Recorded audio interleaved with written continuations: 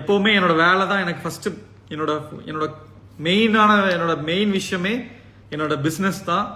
So எப்போவுமே அதை நான் விட்டு கொடுக்க மாட்டேன் எதுக்காகவும். Don't worry. ஜாய் கிறிஸ்டல்ல மாதம்பட்டி ரங்கராஜோட வழக்கு இன்னைக்கு விசாரணைக்கு வர இருந்த நிலையில மாதம்பட்டி ரங்கராஜ் விசாரணைக்கு வரல. நாளைக்கு தான் கோர்ட்ல ஆஜராவாரு அப்படின்ற மாதிரி சொல்லிட்டு இருந்தாங்க. இந்த நிலையில முதல் முறையா மாதம்பட்டி ரங்கராஜை தன்னோட தரப்புல இருந்து முதல் முறையா அஃபீஷியலா ஒரு ஸ்டேட்மெண்ட்டை ரிலீஸ் பண்ணியிருக்காரு. அதுல அவர் என்ன சொல்லியிருக்காருன்னா, நீதிமன்றத்துக்கு வெளியே திருமதி ஜாய் கிறிஸ்டலா எழுப்பிய தற்போதைய சர்ச்சையை தீர்த்து வைக்குமாறு பல நபர்கள் என்கிட்ட கேட்டுட்டு வராங்க.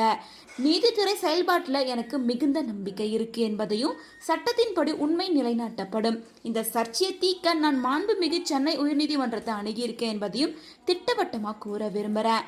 இந்த பிரச்சனை தொடர்பாக எந்த ஒரு ஊடக விசாரணையிலையோ அல்லது பொது விவாதத்தில் ஈடுபடவோ ஊக்குவிக்கவோ அல்லது பதிலளிக்கவோ நான் விரும்பல.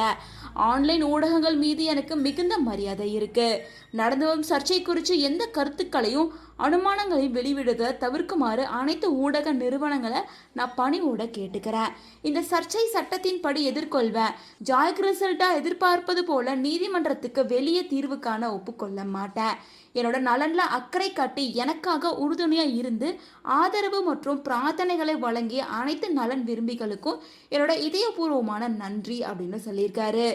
இந்த போஸ்ட்டை மாதம்பட்டி ரங்கராஜ் அஃபீஷியலாக முதல் முறையாக இந்த சர்ச்சைக்கு ஷேர் பண்ணியிருக்காரு அப்படின்னு சொல்லிட்டு இந்த போஸ்ட் தான் தற்போது சோசியல் மீடியாவில் வைரல் ஆகிட்டு இருக்கு. ஸோ மாதம்பட்டி ரங்கராஜ் ஷேர் பண்ணியிருக்க இந்த போஸ்ட் மூலமாக ஜாய் கிறிஸ்டல்லாவை நான் சட்டப்படி தான் எதிர்கொள்வேன். ஜாய் கிறிஸ்டல்லா எதிர்பார்க்குற மாதிரி நீதிமன்றத்துக்கு வெளியவோ அல்லது சோசியல் மீடியாலேயோ இந்த பிரச்சனைக்கு தீர்வு காண நான் ஒத்துக்கொள்ள மாட்டேன் அப்படின்றத தெளிவாக சொல்லியிருக்காரு. ஸோ சட்ட ரீதியாக மட்டும்தான் நான் பேசுவேன் அப்படின்றத கிளாரிஃபிகேஷன் கொடுத்துருக்காரு. ஸோ இதுக்கு ஜாய் கிறிஸ்டல்லா என்ன ரிப்ளை பண்ண போகிறாங்க அப்படின்றத வெயிட் பண்ணி தான் பார்க்கணும். அது மட்டும் இல்லாமல் இன்னைக்கு மாதம்பட்டி ரங்கராஜ் ஜாய் கிறிஸ்டல்லா ரெண்டு பேருமே அவங்க தரப்பு நியாயத்தை கோர்ட்டில் எடுத்து வைக்கணும் அப்படின்னும் ரெண்டு பேரோட மனுவை விசாரிக்கிறதுக்கு இன்னைக்கு சென்னை உயர்நீதிமன்றத்துக்கு வர சொல்லியிருந்ததா சொல்லப்பட்டுச்சு. ஸோ இப்போ வரைக்குமே மாதம்பட்டி ரங்கராஜ் ஜாய் கிறிஸ்டல்லா ரெண்டு பேருமே நீதிமன்றத்துக்கு நேரில் போய் ஆஜரான மாதிரி எந்த ஒரு நியூஸும் வரல.